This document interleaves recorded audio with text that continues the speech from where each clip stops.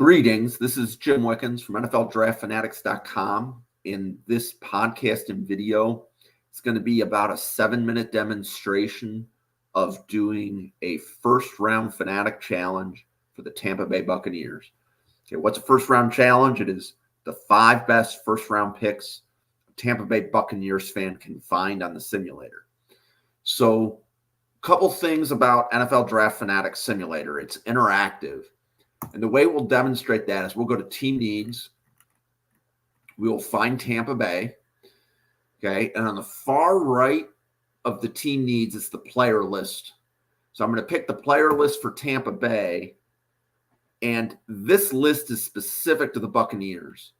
So you can see that the players most often drafted to the Buccaneers: Caleb Williams, Rome Odunze, Malik Neighbors, Bo Nix is 5th. Tyler Nubin is 8th. Okay. And then you see Jordan Travis, Ladd McConkey, and several other players like Smail Mondon is 13th. There's a linebacker pretty high on the Buccaneers board. Those players got put there because fans have done mock drafts and selected them. Okay. So doesn't matter what the player board was on the site. Everything on NFL Draft Fanatics matters about who do the fans pick for their team. And if you pick them, they move up this list. If you skip them, they move down. Or if you can't pick them, they move down. Like in the case of like Marvin Harrison Jr. If the Buccaneers can't pick him, he's going to move down the list somewhat.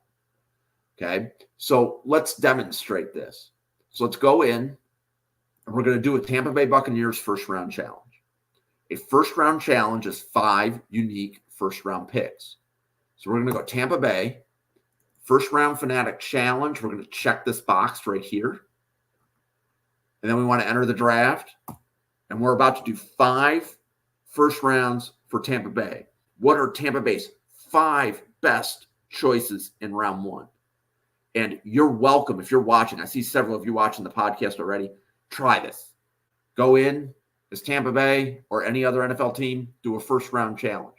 Okay, so Tampa Bay, wide receiver, linebacker, quarterback, tackle are listed as the needs. So the best QBs available, let's say J.J. McCarthy is currently 30th on their board. I'm going to pick him in round 1.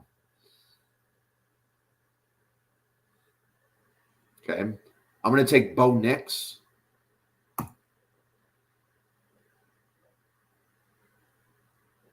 Okay. So in this case, Caleb Williams fell. So even though I was about to go pick another player, if a player falls, the simulator is testing you. So I'm going to take Caleb Williams to keep him at the top of the Tampa Bay board. If you continually skip when a player falls, he's going to drop down the team board. You could see a first-round player at like 60 or 90 on the board if you continually skip him. Okay, so let's look at the wide receiver list. Which of these wide receivers would be a good Buccaneers pick in round 1? And I like Troy Franklin. He's currently 36th on their board. Okay. Okay, so at this point, I've done McCarthy, Nix, Williams, Franklin. Who are the best linebackers? So do you like Trotter, Mondon? Do you like Edgerrin Cooper? I am going to take Edgerrin Cooper in round 1. He's currently 50th on their board. Okay, so I've done my 5 unique first rounds. That took me all of 4 minutes, and that was a lot of talking. So the 5 best picks I came up with were McCarthy, Nix, Caleb Williams, Troy Franklin, Edgerrin Cooper. Do you agree that those are the 5 best players that the Buccaneers could draft based upon the choices given? Okay.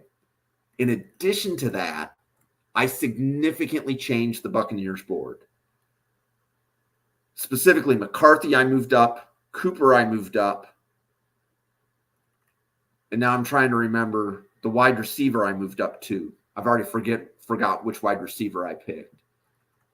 So if we scroll down to Tampa Bay and we look at their player list,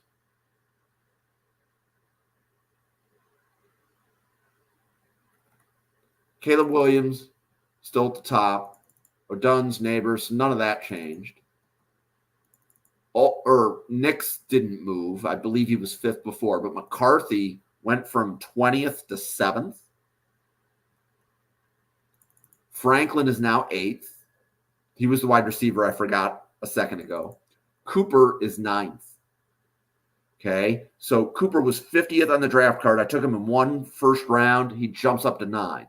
Now, for Cooper to get from 9 to 1, a lot of fans would need to agree. So I don't mind moving Cooper up because he didn't get all the way up. And for him to get all the way up, another fan's going to need to agree with me. At least one would need to say Cooper is worthy of a first-round pick.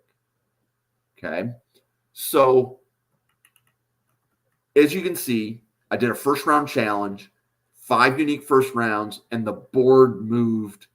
We're 6 minutes into the video, and I've already affected any mock draft done on the site. You would see the effect of it with Tampa Bay. So somebody could come in and do a mock for any of the other 31 teams. If they see J.J. McCarthy going round 1 to the Buccaneers, that happened because of what I just did. Okay, that's not an algorithm. That's just I moved somebody up the player board, and if McCarthy is the number 1 player available at the time Tampa Bay is on the clock when somebody else is doing a simulation for a different team, McCarthy's going to Tampa Bay. It's just the entire mock drafting experience at NFL Draft Fanatics is about the opinion of the fans, and it's the opinion of the fans of 32 teams. Each fan base has control of their own player board. And each time you come in, if you come in once a day, as long as somebody did 1 mock draft between when you did it yesterday and when you do it today, there's a really good chance that the entire board would flip because the entire algorithm here is about the order of the players. So if one player goes early, it's going to drop somebody else, which drops somebody else, which drops 3 people, which drops 5 to a team like Tampa Bay. You'll see a unique board each time you come in. Right? That's the idea, is to make the mock drafting experience more unique and diversified and less predictable. Less predictable is one of the most important things that I set out to when I designed this site. So my name is Jim. You can find me on Twitter at NFL Draft Fanatic. No I in Fanatic on Twitter. Try a first-round challenge. Show me your 5 best Buccaneers first-round picks. And if you tag me, we can engage in a dialogue about why you like those players.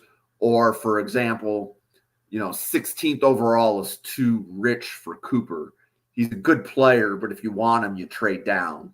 Well, you may get some agreement from me, but that's the idea is let's talk about, well, who should the Buccaneers target when they're picking at this spot? And if they trade down, is there a different board that they would look at? We can talk about that, right? And figure out a way to make a simulator do stuff like that. I like challenging what a mock draft simulator can do. Again, that's part of what the design of this site is. 2024 is the second year for NFLDraftFanatics.com.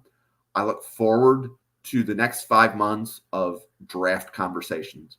For now, enjoy the rest of your December and try a first-round challenge at NFLDraftFanatics.com. My name is Jim. Thank you very much.